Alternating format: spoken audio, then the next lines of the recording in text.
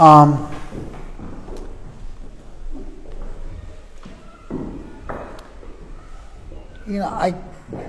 I keep a lot of secrets for people. Cool sweatshirt. I keep a lot of secrets for people.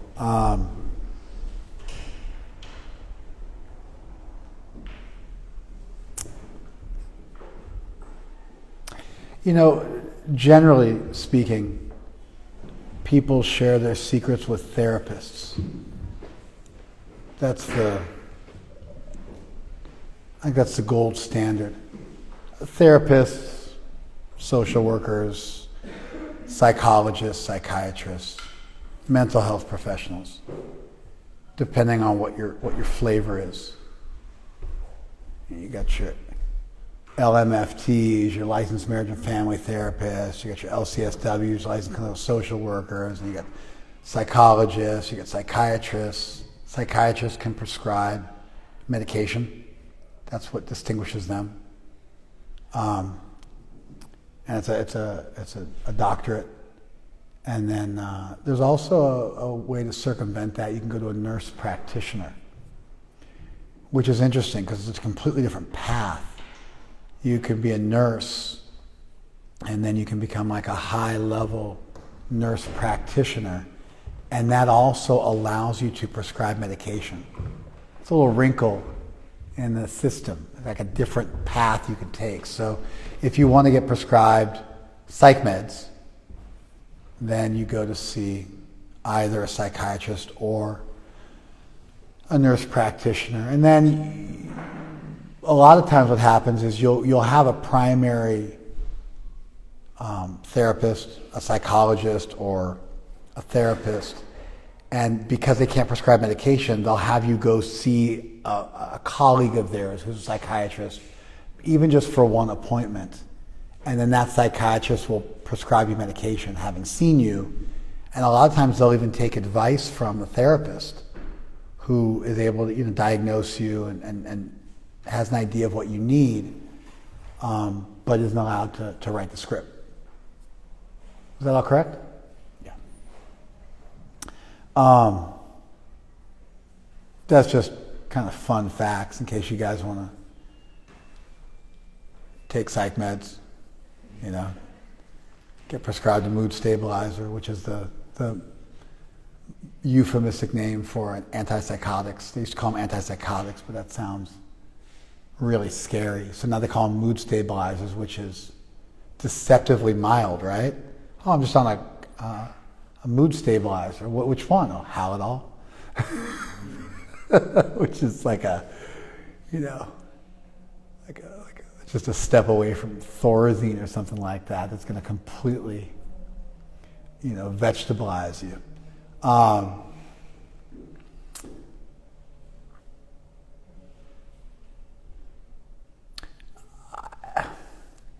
I think it's a shame that nowadays when people want to talk about what's bugging them, they have to go to a therapist. I think it's great. I think mental health as like a science is fantastic.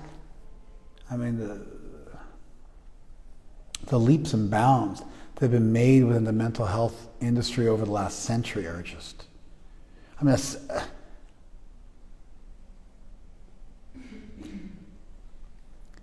70 years ago, they still lobotomized people.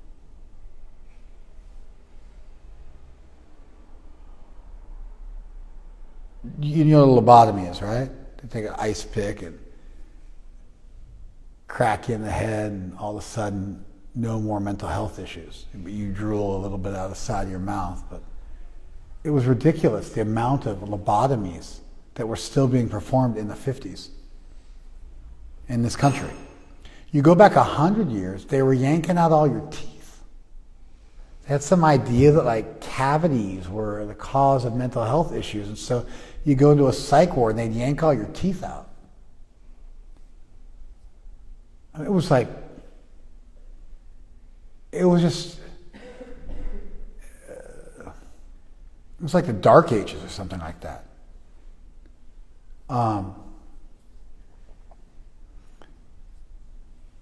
Of course, sometimes they say, and this is like, I'm just, I can hate on my own tradition. Sometimes they say that Sanskrit for psychology is Bhuta Vidya, which means like the science of ghosts. So when somebody's a little crazy in India, they're like, oh, they're haunted. That's which is, problematic because you end up creating almost like an external cause of what could be an internal problem, and that can be quite problematic. Doing an exorcism because somebody has self-esteem issues or suffers from depression, it's like a ghost attacking you. It's kind of like a bit of a Satan, God and the devil type situation where you just take everything which is bad and blame some external force outside yourself, which it could just be incredibly unhealthy to not acknowledge the difficulties which are your own, your struggles which are your own, and don't belong to some enemy. There's that famous Pogo cartoon from 70, 80 years ago, maybe the 40s. It's kind of Pogo was like a satirical, sort of political type cartoon. We've met the enemy, and he is us. We've met the enemy, and he's us. I'm my own enemy. That's a famous Pogo cartoon. Meme. I think it's like a shame that people don't have trusted individuals in their own life. And therefore they are forced to pay a stranger money in order to unburden themselves. That was my statement. I had to then modify that by acknowledging that I think the mental health profession is incredibly valuable, and being able to diagnose the 80 some odd diseases they've been able to come up with and come up with therapies for at least 25 or 30% of them is amazing. And what to speak of positive psychology, which is studying what makes people happy. The pathological approach is studying what is wrong with people. The positive psychology approach is studying what the top 5% of people are doing right that's making them happy and successful.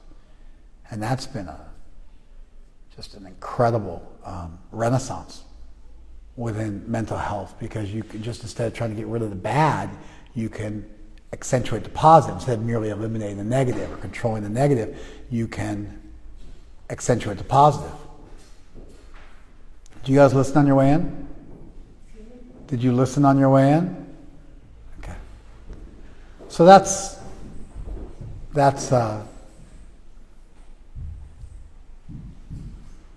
also, that's kind of incredible. But even just figuring out what's wrong with people and, understanding,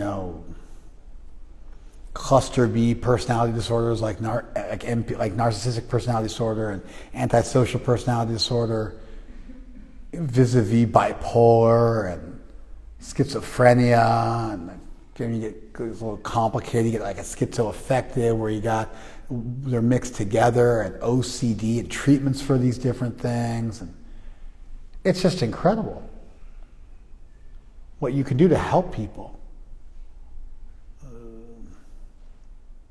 What to speak of the medications where you're dealing with some kind of chemical imbalance, and you can correct for that, and you can deal with neurotransmitters, and dopamine and oxytocin and prolactin. You can start looking at that stuff, and serotonin, and helping people with that. Interesting, they did an experiment in Southern Australia recently, last few years, and they discovered that vigorous exercise is 1.5 times more effective than any drug known to man for combating depression. Vigorous exercise is 1.5 times better than any drugs they've found for combating depression. Even that, you have to have a mental health profession and then be able to do systematic studies to figure this stuff out. And although it might be difficult to map mental health disorders because they tend to be a little more vague and difficult to define, you can actually do it. It's quite a subtle science. You can actually do it, like critiquing art. And it seems like, beauty's in the eye of the beholder. It's not quite that simple. You can look at art, you can determine what is good art and what is bad art. It's not as enigmatic and undefinable as a layperson might think. You can actually study it.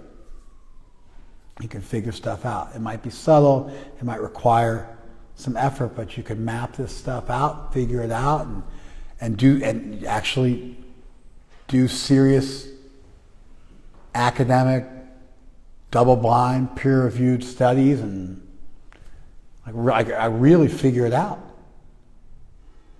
and replicate them and analyze what makes people happy and what removes sadness and come up with amazing facts like the value of vigorous exercise in combating depression. So I think there's great value in the mental health field.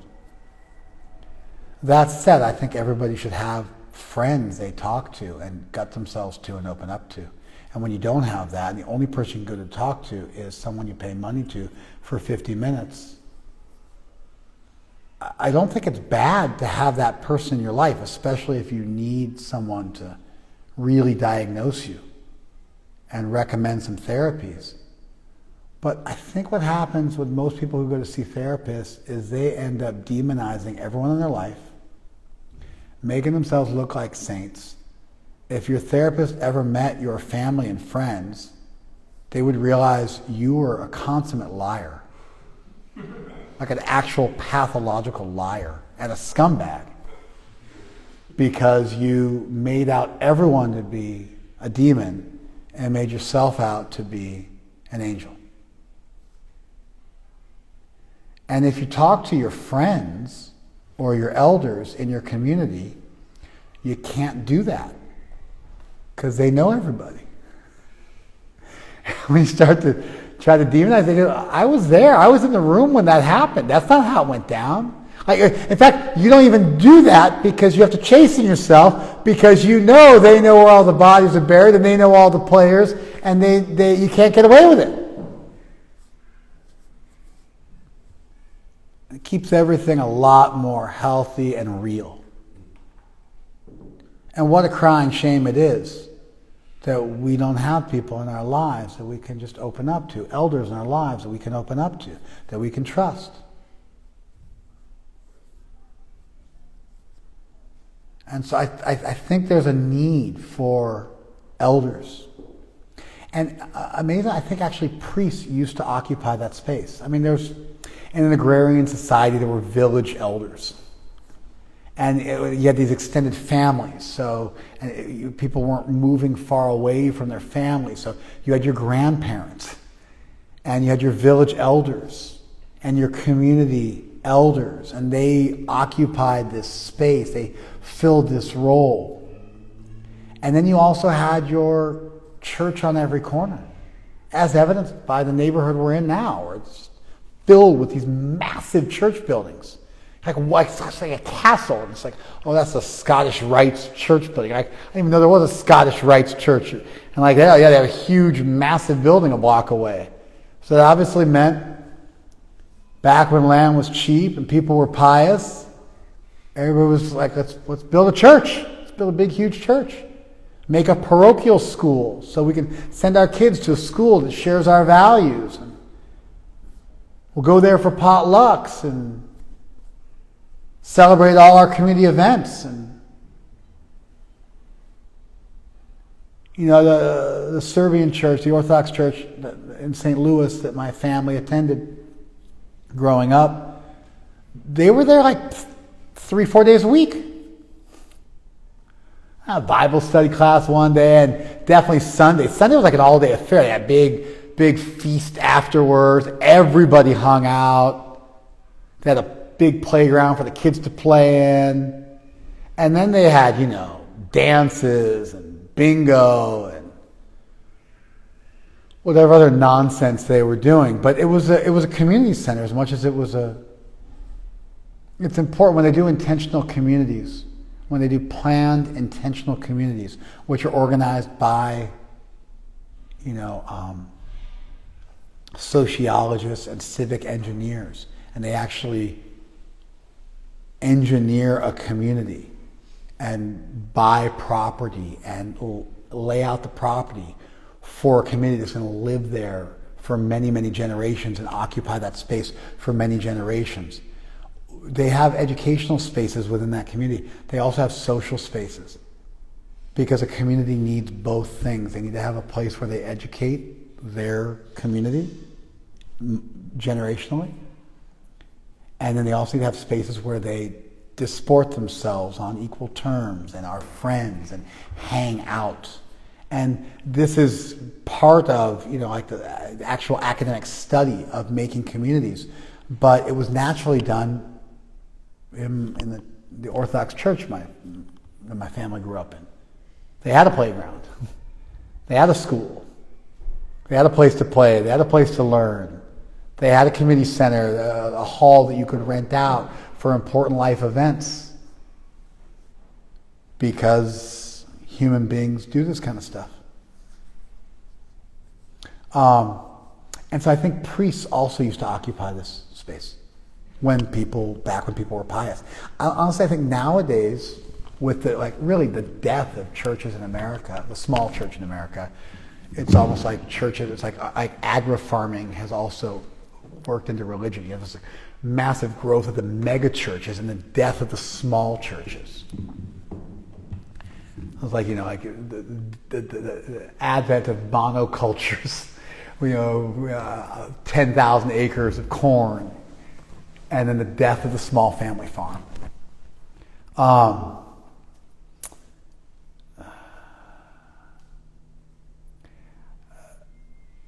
And so I think alongside the death of the small corner church, there's been this rise of, not agribusiness, not monocultures, but there's been a rise of yoga studios. I think yoga studios nowadays occupy, in many ways, for many people, the same place in their heart that a church used to occupy.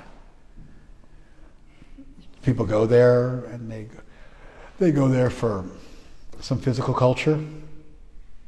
They also go there for some life lessons. That's why you have little Dharma talks during a yoga class. It's pretty typical. They go there for, kirtan events and workshops and so on and so forth for self-improvement. They make friends at the yoga studio. They date people from the yoga studio. There's some sort of modified, usually even core power yoga. There was a study done, a 30-year study, in I think the top business journal in the world about what makes a successful yoga studio. And vague, indefinite spirituality is a key ingredient in a successful financial yoga studio, because people are going to yoga studios and not Pilates and not rock climbing precisely because they want some kind of vague, inclusive spirituality. That's part of the package. It's part of the package. And so they found that those studios that incorporate that are more successful. And I think yoga teachers end up occupying the role of priests. And people go to yoga teachers for life advice. And they become a modern day version of a village elder.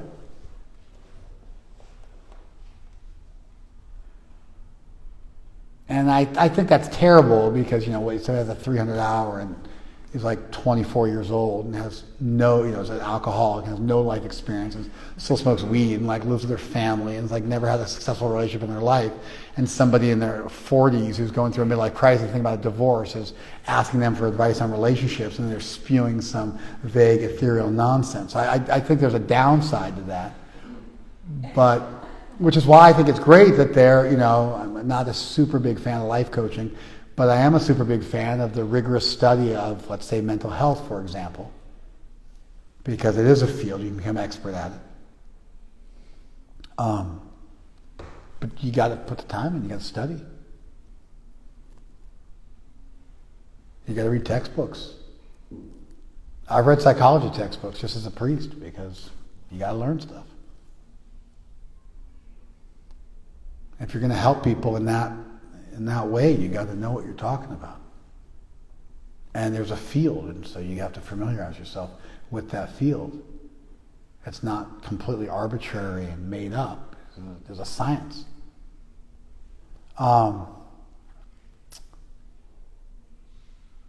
Actually, there's a field called clinical pastoral psychology. I read a bunch of books in that field as well, which is the merging of a church along with clinical psychology and how to navigate that space. There's another transpersonal psychology, which is a kind of Buddhist influenced spiritual psychology that was given birth to up in the Bay Area in the 70s, which is a psychology that incorporates meditative techniques and some transcendent philosophical ideas. And so these two disciplines in several ways have been merged together rigorously. You get degrees in this stuff. You get degrees from Stanford in transpersonal psychology, if I'm not mistaken.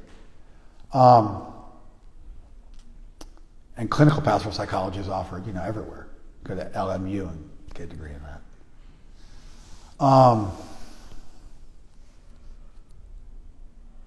LMU is Loyola Marymount University for everybody.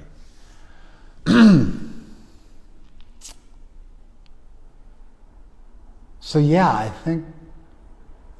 think it's important to have people who know you and know your situation and aren't just hearing one side of the story, who can advise you and keep you sober and keep it real and give you advice, sometimes within your tradition, if that's important to you. And I think there's a deficiency if you're just always going to a therapist at arm's length. And oftentimes people will change out the therapist regularly, which also is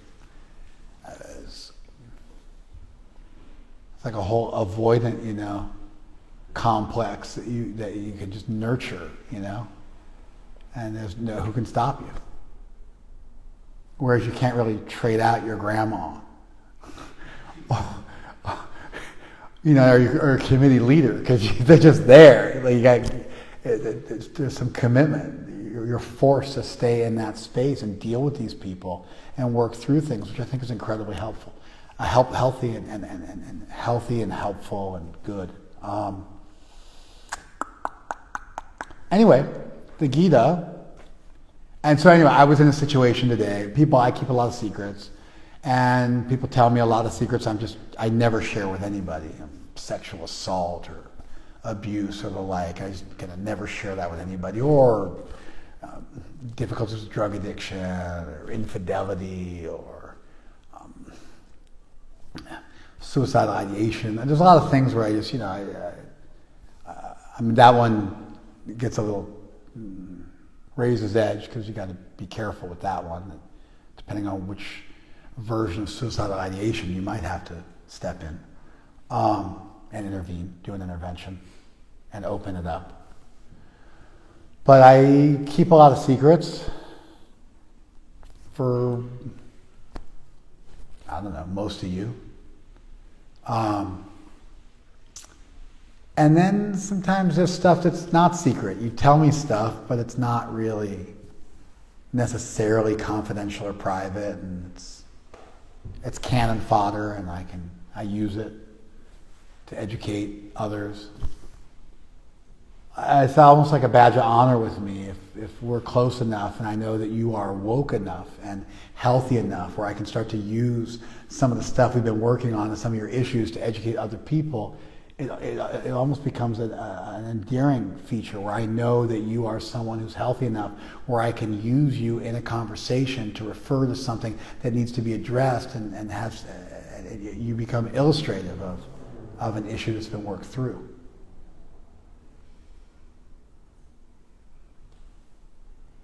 Does that make sense?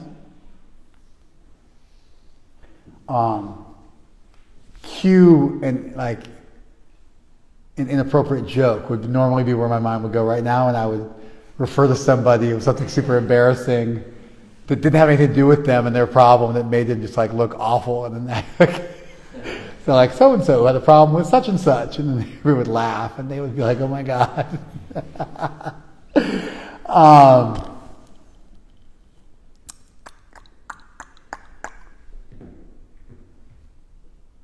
But yeah, then there's sometimes this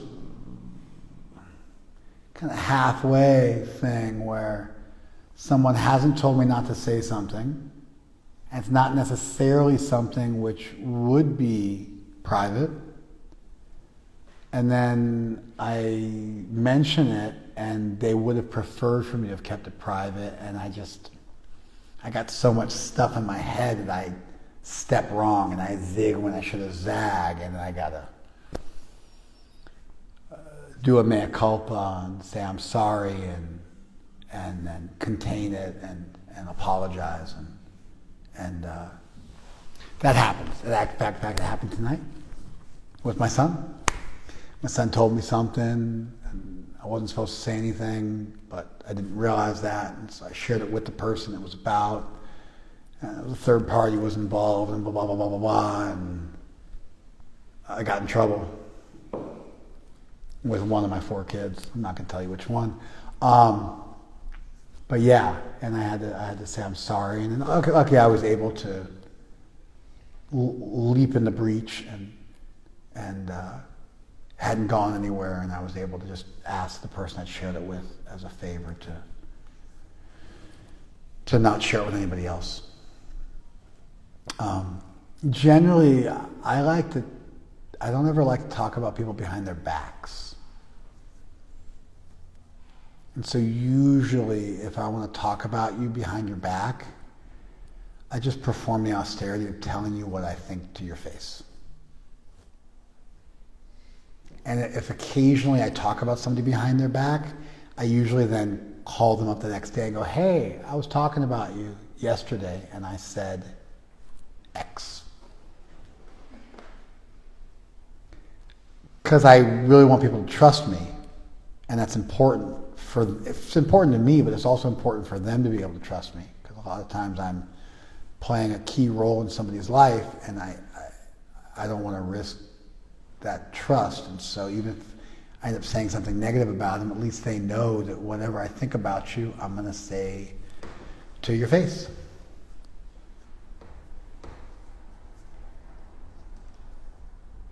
Sometimes if I'm critiquing someone to somebody else, I'll say, "And you can tell so-and-so I said that."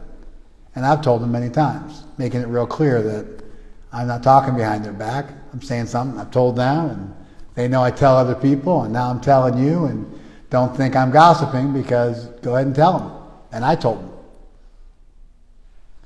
You must have all heard me do this before, right? So there's a reason for that. It's not just me playing it fast and loose. I try to keep all this stuff open, be an open book.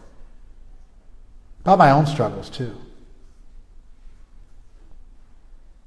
Bizarrely, like when you share your own struggles with people, they usually think that means like you're awful, because everybody lies and doesn't tell you about their struggles. And so when you freely admit your own struggles, usually people like use that against you, because everybody's just a big faker. Which just speaks volumes about them. And sometimes you meet people, you tell them about your own struggles, like, "Oh yeah, I struggle too," and you realize, okay, I'm dealing with a processed person now, where you're not condemned for having difficulties. So anyway, I got myself into that little bit of a tight spot on the way up here. This just happened like 5 minutes before we got here. And so I want to share some thoughts with you guys, some introductory thoughts. I have a verse also from the Gita about it. So I think elders are important. I think we need to be the kind of people that people can share stuff with. I think we need to share stuff with people in our community. I think we need to try to be an open book. I think Vaishnavism is the systematic process of becoming an open book where you no longer have any secrets and your inside and your outside are the same. Bhaktiprabhu Puri Maharaj, very extremely senior devotee, disciple of Bhaktisiddhanta Saraswati, Prabhupada's godbrother, who lived to 100, passed away in 1999, or maybe 101, he lived to 101 or something like that. He said Vaishnavism is a gradual process of exposure. You just got no more secrets. And I think we need to practice that. Simplicity instead of duplicity. There's one instead of two. You're straightforward. You don't act one way and think something else. You're straight. As an austerity. As a chosen lifestyle decision that you make consciously. To be straightforward in your dealings. To be honest in your dealings. To accept fault when it's appropriate. Feel big emotions like remorse. Learn how to navigate those emotions and become a better version of yourself. And do that with a community and be open. Have elders. Have counselors. Maybe have a professional counselor as well, but have non-professional counselors or professionally trained counselors, but in your community, that there is no separation of church and state, and there is no professional divide, and they know you both, not professionally because it's illegal to do that, but they know you the same way your therapist does, and they know your family and your friends, and it keeps you chaste and honest. I think that's critical. And I think we need to do that ourselves and also become the kind of people that others can do that with.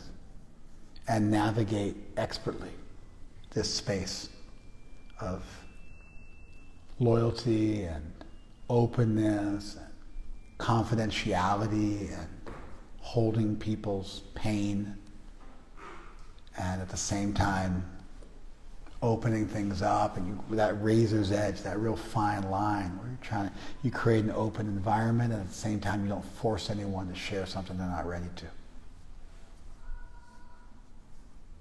Do you guys follow this?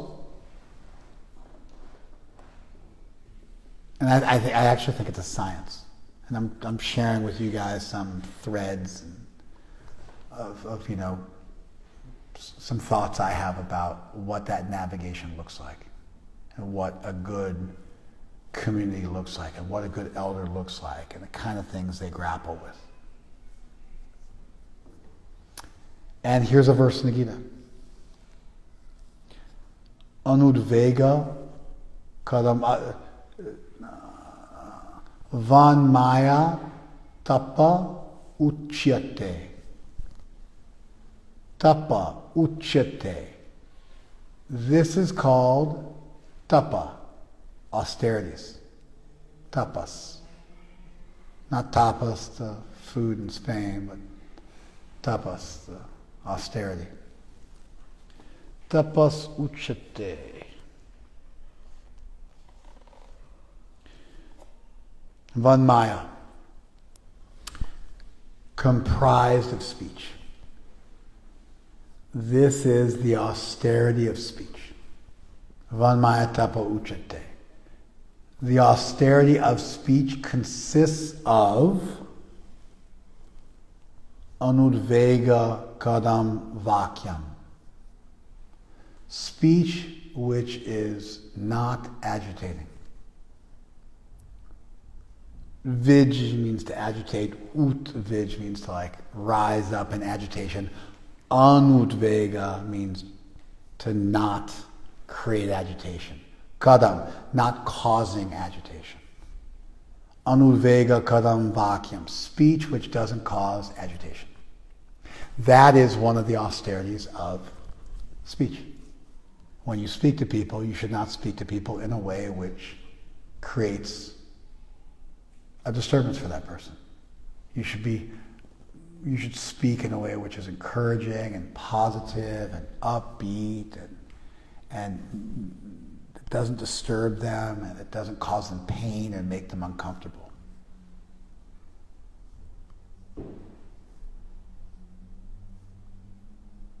What thought do you have when I say that?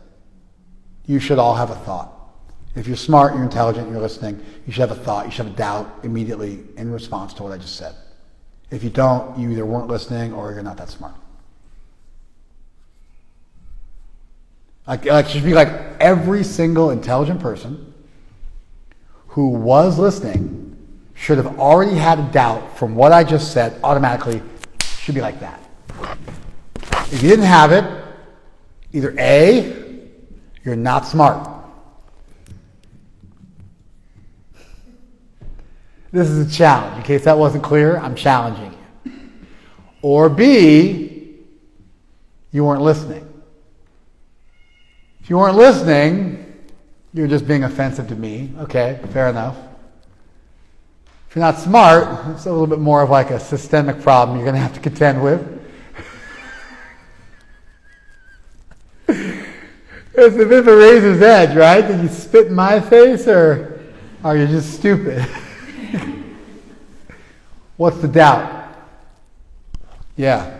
It's not always the right approach. Like to be nice to somebody if they're going through something. Sometimes they need to hear, the truth. Exactly.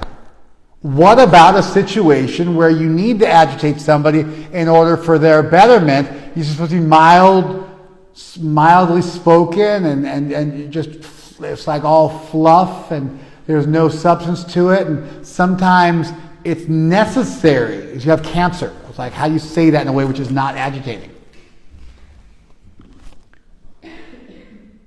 Your wife died. How do you say that in a way that's not agitating? You have a drinking problem.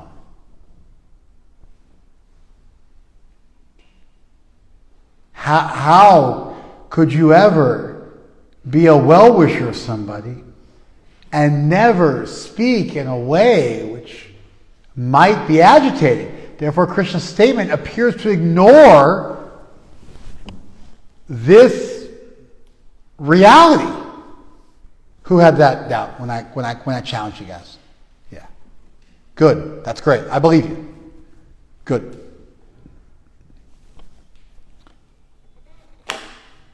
Let's cut to Prabhupada's purport.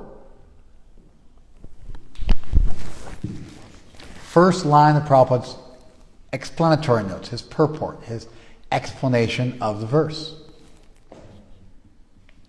One should not speak in such a way as to agitate the minds of others. Period.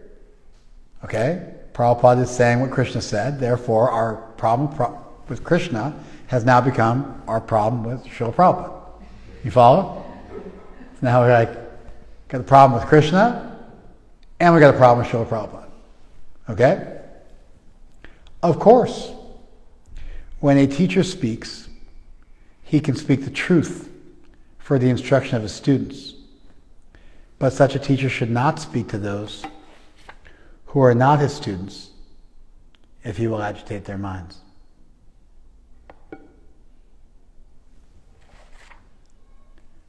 That is penance as far as talking is concerned.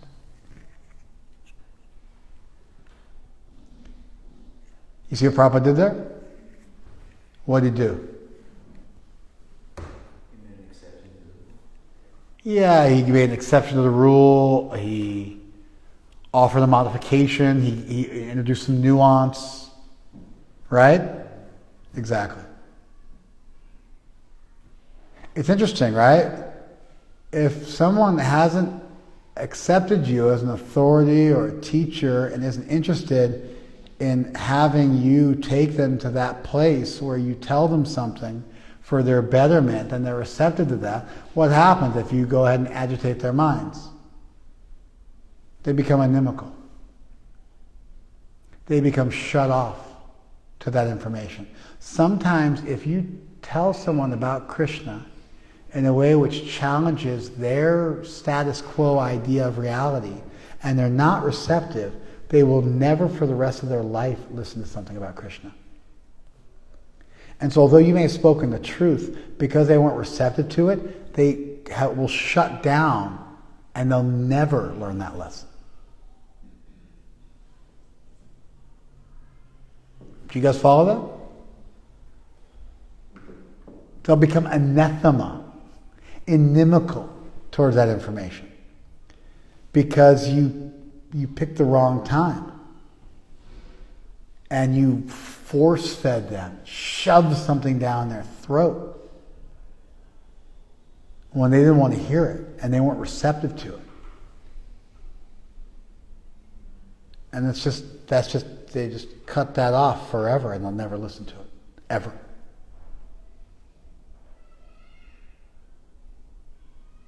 It's a big club that you're wielding when you use agitating speech. And someone has to be receptive on some level. They got to give you something to work with.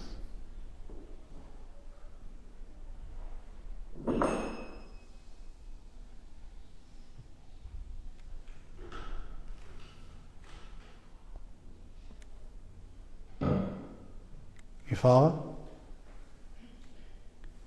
Sometimes, my elders, when I joined the Hare Krishna movement, sometimes say, how's your false ego? Like they'd want to tell me something, they'd ask me, how's your false ego? I'm like, all right, let me have it. What do you got?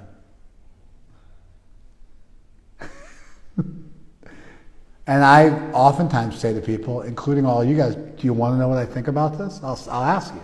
You want to know what I think about this? I got some thoughts about this. Do you want to know what they are? Are you sure? Are you in a space to hear it? Have you guys ever had me do that with you before? And I'll give you something. I'll be like, I got more. I'll even say that. I'll be like, I got more. You want more? Should we call it quits there? I'll do that with people. That's me trying to honor this principle, along with Prabhupada's nuance. You see how brilliant Prabhupada's purport is? It just immediately attacks the natural question any intelligent person is going to have when they read this. And Prabhupada resolves it. It's like actually brilliant. It really shows what Prabhupada's purports are intended to do, among other things. It's also meant to teach us our theology in a systematic way. But one of the things it does is it troubleshoots the verse for you and offers nuance. That might seem common sense, but of course common sense is anything but, and so Prabhupada's purport is quite valuable.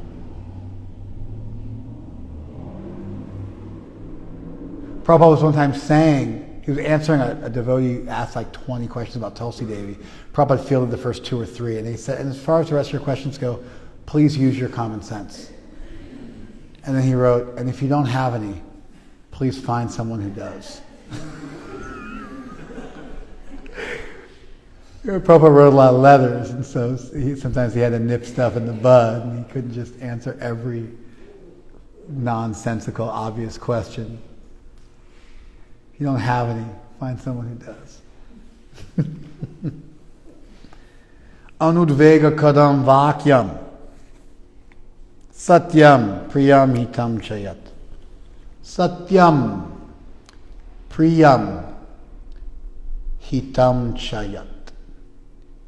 And that speech which is satyam, truthful, priyam, pleasing, hitam, beneficial.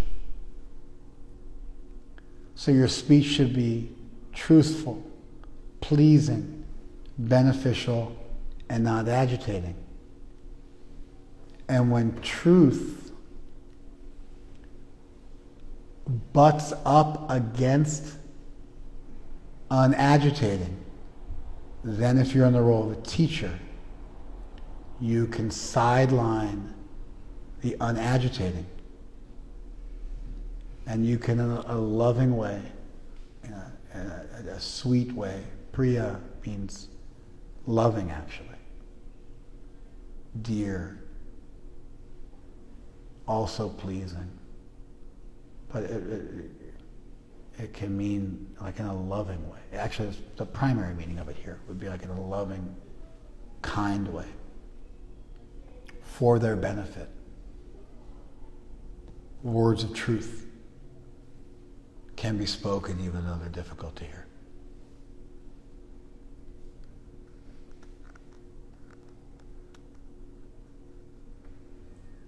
Swadhyaya Abhyasanam Chaiva. And also you should regularly recite Vedic literature. You should practice reciting Vedic literature. Swadhyaya Abhyasanam Chaiva. So you should practice Abhyas Swadhyaya, which means self-study, which actually means reading sacred literature, hearing sacred literature.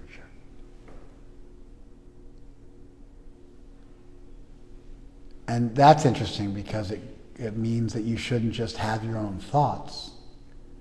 Rather, you should ground your thought process and your understanding of things in a sacred tradition. Which is what I'm doing by reading you this text. Which is also what I indicated when I told you that psychology is a valuable field. The systematic study of something.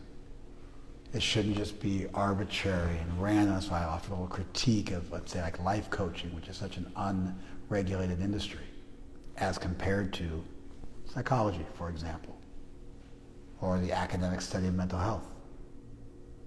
And so by grounding yourself in a greater tradition, you're going to be less likely to just be flying by the seat of your pants and just making stuff up as you go along. And you're going to be able to stand on the shoulders of giants and borrow from either a trial and error empirical tradition or a revealed tradition, a sacred tradition, whatever it might be. It's something which has stood the test of time, which has been checked and balanced.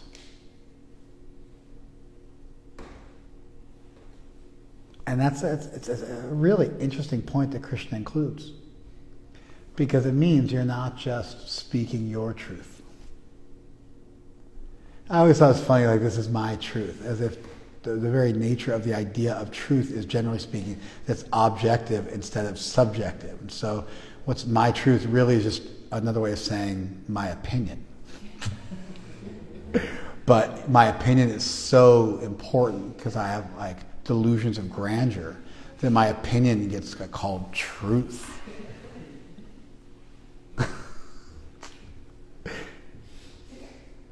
Like my truth is it's just a fancy way of saying my opinion. But my opinion isn't sexy. My truth is like, oh. Right? And so, what happened to the truth? Facts don't have feeling. What happened to that, right? The very idea of truth is this idea that there's something which goes beyond your feelings and thoughts. Is repeatable, demonstrable, verifiable. Right? This is my truth. My truth is, a cup of coffee at Starbucks only costs $1.50. That's my truth. I don't know what coffee costs at Starbucks, but I'm assuming it's more than $1.50. That's my working assumption. It's probably more in like the $5 to $10 range. Am I correct? Yeah. I don't drink coffee because I'm a Vaishnav.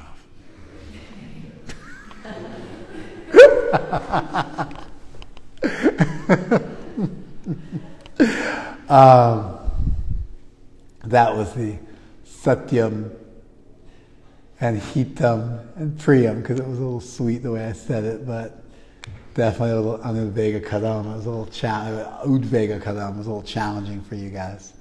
Um,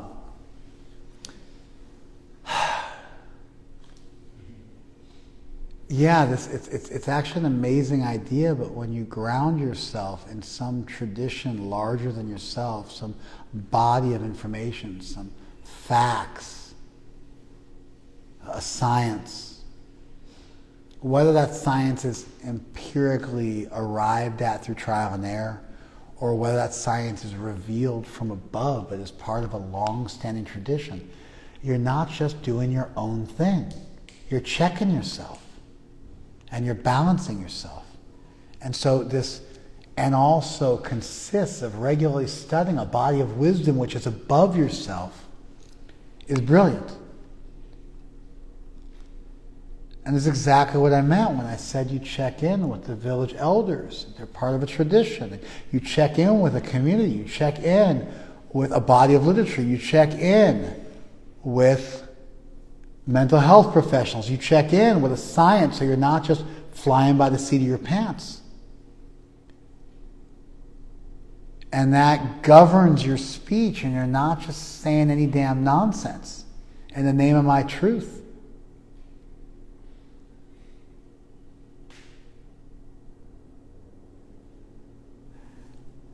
And so, anudvega kadam vakyam satyam priyam hitam chayat svajaya abhyasanam chaiva vanmaya tapa uchate. Austerity of speech consists of speaking words that are unagitating, except if you're a teacher and you have to teach truth that might agitate somebody. Unagitating, truthful, loving, and beneficial, and also in grounding yourself in a larger tradition, in a larger body of wisdom, so that you are educated, so that you are not just making things up as you go along, but you're participating in something which is greater than yourself. Whether that be the Constitution, or whether it be the science of mental health, or whether it be a revealed tradition. And we do that. I take the trouble to memorize these verses and understand them. Learn a language. As my predecessors have done for thousands of years. Because I'm part of a family.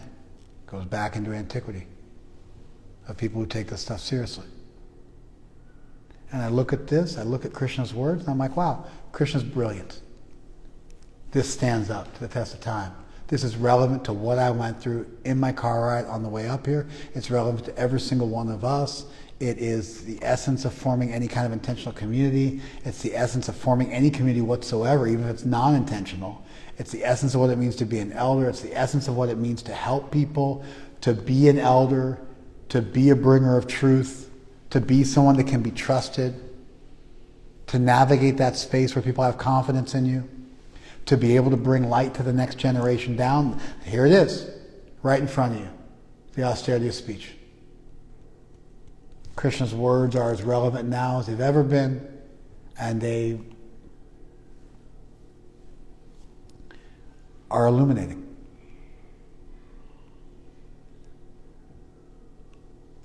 I know these verses by heart. I've been lecturing on these verses for longer than most of you have been alive, for like almost 35 years now. 33 years now I've been lecturing on these verses. I've read this book 1,000 times. I've read this verse 1,000 times. I learned something new today just thinking about it. The groundingness of regularly reading Vedic literatures and how that takes you out of a my truth into an objective truth. I just thought of that for the first time today in real time while speaking to you guys. The connection I made with the mental health science, the connection I made with a larger body of wisdom, so it's objective. My critique of, let's say, an unregulated profession like life coaching, and this, systematically, whether it's revealed or through empiricism, I just came up with that now. I just saw that now. I didn't make it up, but I just saw it now. It's 100% it's in the verse, which I've read 1,000 times, which I've been lecturing on for 33 years. I just saw that now, because that's the value of being in touch with a good wisdom tradition, is you just keep going back to the same stuff, and it's like pregnant with wisdom. It's just the gift that keeps on giving. It's alive. It reaches down to you.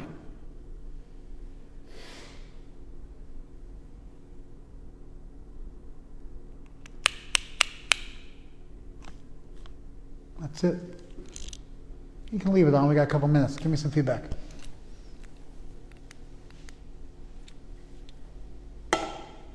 Yes. By coming to you for guidance just over the years, of all the many, many benefits, of course, that I've received from it, one of them is that on some small way I can offer maybe a page out of your book to others. And that's what we do, right? Like I told you, my teachers would say to me, "How's your false ego?" And then they give me, I'd have to say, "Okay, I'm in. Tell me." And I practice that now in my own life. That's what we do. We encounter great ideas from other people. We don't have to reinvent the wheel. And we can copy and paste and stand on the shoulders of giants. Not that I'm a giant, but we can stand on the shoulders of those who came before us, and we get the benefit. And they're close enough to us that they speak our same language and have similar enough life experiences, where this timeless perennial wisdom is then digested and fed to us and spoon-fed to us in a way that we can understand, and then we then take it and give it to others and spoon-feed them. And that's parampara, which literally means from one to another. Para, from one to another. The knowledge is passed down from one to another. It's a living tradition. That you need that nuance that comes from a personal interaction with somebody who knows your life, speaks your language. And so then you know people, you know some people, and some people trust you. And you're the most qualified person on the planet to help them.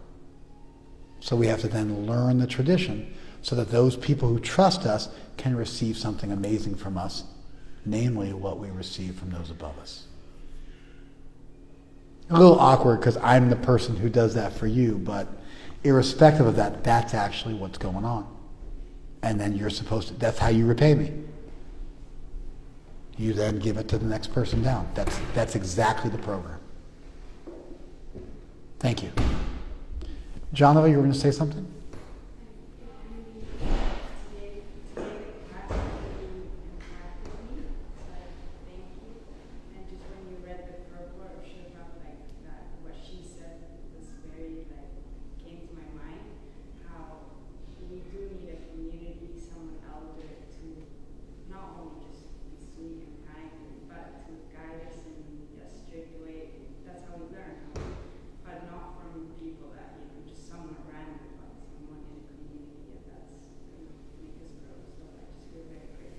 Thank you, Jonathan. Yeah, we want village elders.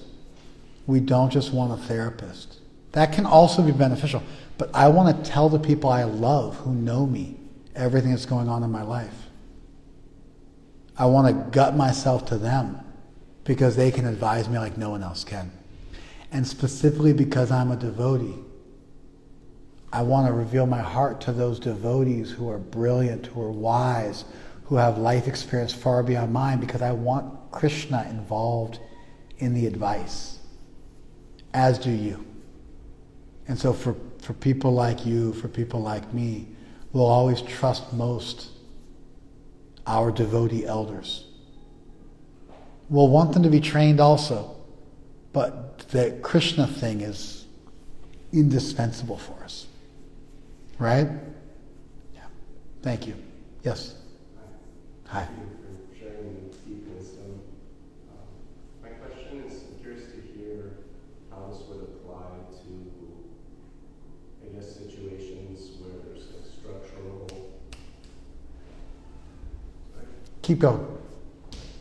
I'm having her turn off Instagram because at 60 minutes it becomes problematic, and I looked at the clock. Yes. But you please keep going, sir.